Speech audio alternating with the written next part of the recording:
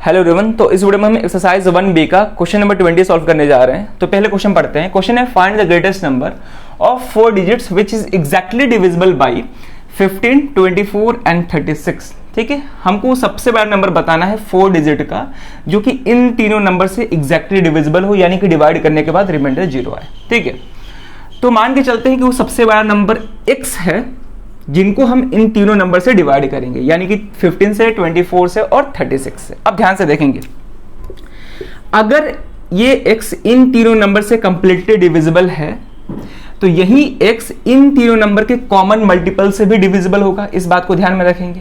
अब common multiple तो कई सारे होते हैं, तो सबसे तो चेक नहीं कर सकते हैं, तो यहां पे इन तीनों का हम लोएस्ट कॉमन मल्टीपल से चेक करेंगे। ठीक है, आ रही बात समझ में? अब ध्यान से देखेंगे, यहां पे जो ग्रेटेस्ट वर्ड है इसको देख के ये नहीं करना है कि इन तीनों का एचसीएफ निकाल लिए। ठीक है ना, ये जो ग्रेटेस्ट वर्ड है वो 4 डिजिट नंबर के लिए है। ठीक है, जो भी हमको 4 डिजिट नंबर बताना है वो ग्रेटेस्ट होना चाहिए। क्लियर है? अब ध्यान से देखेंगे, तो ग्रेटेस्ट 4 डिजिट नंबर क्या होता है? 999, यानी कि 9999 होता है। ठीक है ना, अब हमको चेक करना है कि क्या ये नंबर इन तीनों नंबर से डिविजिबल है कि नहीं है। ठीक है, इन तीनों नंबर से डिविजिबल है कि नहीं है।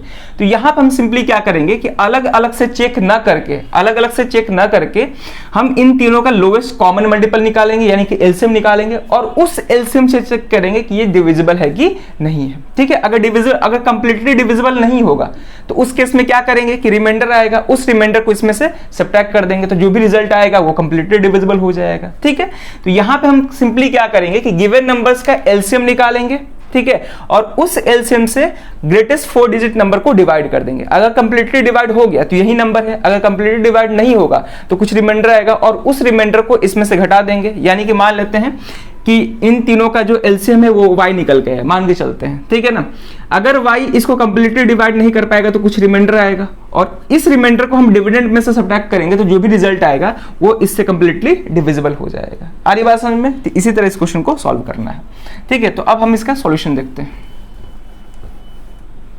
ठीक है, तो यहां पर हम सिंपली क्या करेंगे कि पहले हम एलसीएम निकालेंगे, एलसीएम ऑफ 15, 24 एंड 36। ठीक है, तो प्राइम फैक्टराइजेशन मेथड से निकालेंगे। तो 15 का प्राइम फैक्टराइजेशन करेंगे तो 3 से डिवाइड होगा 5 टाइम्स में। ठीक है, फिर 24 का करेंगे, ये 2 से डिवाइड होगा, 6 यहाँ पे 2 होगा, 3 होगा। ठीक है, फिर 36 का करेंगे, 2 से डिवाइड होगा 18 टाइम्स में, ये 9 टाइम्स में।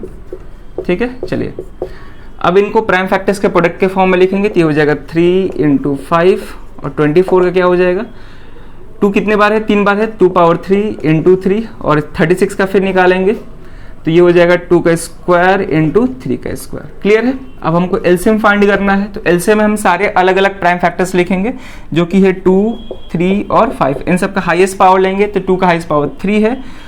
ठीक है, ये 3 और 3 का हाईएस्ट पावर 2 है और 5 का 1 है, तो ये कितना हो जाएगा 8 × 9 × 5। ठीक है, तो 8 5 ज़ा 40, 40 × 9 कितना हो जाएगा 360।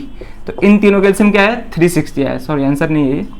तो इन तीनों का एलसीएम 360 आया। अब हम क्या करेंगे कि इस एलसीएम से हम ग्रेटेस्ट 4 डिजिट नंबर को डिवाइड करेंगे। तो ग्रेटेस्ट 4 डिजिट नंबर क्या होता है? ठीक है, 9999 होता है। तो इसको हम इससे डिवाइड करेंगे, यानी कि 360 से डिवाइड करेंगे। ठीक है, तो ये 2 टाइम्स में पहले डिवाइड होगा तो कितना हो जाएगा 720, माइनस करेंगे ये 972। ठीक है, फिर ऊपर से 9 आएगा तो फिर ये 7 टाइम में जाएगा। ठीक है ना, तो 7 टाइम्स में होगा तो ये कर लेते हैं, ये हो जाएगा 0, 2 कैरी ओवर 4, यानी कि 2520 आएगा, 2520। ठीक है, तो यहाँ पे 9, ये हो जाएगा 7 और ये हो जाएगा 2, यानी कि यहाँ पे रिमाइंडर आ रहा है 279।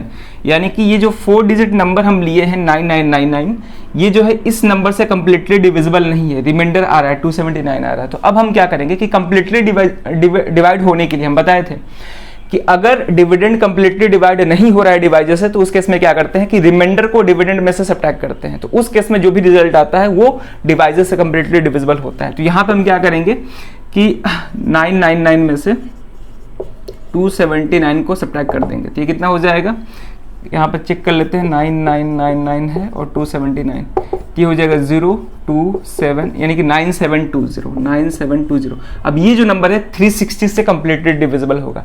अब ध्यान से देखेंगे, अगर ये नंबर 360 से कंप्लीटली डिविजिबल है तो ये नंबर इन तीनों से भी कंप्लीटली डिविजिबल होगा, क्योंकि हम बताए थे कि ये जो 360 नंबर है इन तीनों का कॉमन मल्टीपल है। ठीक है, तो अगर कॉमन मल्टीपल से डिविजिबल है तो इन तीनों नंबर से भी क्या होगा, डिविजिबल होगा। ठीक है, आ रही बात समझ में? तो यहां पे हम लिखेंगे therefore the required number is, क्या हो जाएगा वो, 9720। ये आंसर होगा सिंपली। ठीक है ना, तो इस बात को ध्यान में रखेंगे कि अगर गिवन नंबर से डिविजिबल है तो उसके कॉमन मल्टीपल से भी वो डिविजिबल होगा। ठीक है, तो इस तरह से इस क्वेश्चन को सॉल्व करना था। अगर कोई दिक्कत है तो जरूर आप उसको कमेंट करें। तो क्वेश्चंस को प्रैक्टिस करते रहिए, आरडी समा बुक से भी, एनसीईआरटी एग्जाम्पलर से भी। तो इस वीडियो में एक क्वेश्चन रखते हैं, मिलते हैं नेक्स्ट वीडियो में नए क्वेश्चन के साथ। Thank you.